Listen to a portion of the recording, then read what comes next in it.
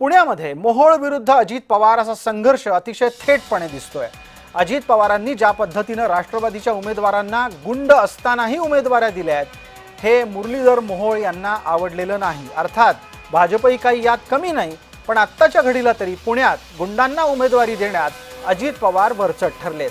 दोन्ही नेत्यांची वक्तव्य आता आपल्या समोर येत आहेत। काँग्रेस बरोबर देखील आम्ही त्याच्यामध्ये बरोबर काही जागा लढवतोय। पुण्यामध्ये आणि पिंपरी चिंचवडमध्ये आम्ही शिंदे साहेबांच्या बरोबर पण चर्चा, म्हणजे शिंदे साहेब पण नाही परंतु उदय सामंत असे काही मान्यवरांच्या बरोबर पण चर्चा केली।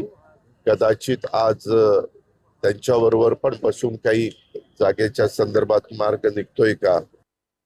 माननीय पालकमंत्री बोलतात की या शहरातले गुन्हेगारी संपली पाहिजे, कोयता गँग संपली पाहिजे, आणि दुसऱ्या बाजूला पुण्याच्या पूर्वेपासून पश्चिमेपासून दक्षिणेपर्यंत त्यांची उमेदवाराची यादी पाहिल्यानंतर सरसकट आपल्याला दिसतं की हे कुठल्या तत्वात बसतं हे मला माहीत नाही।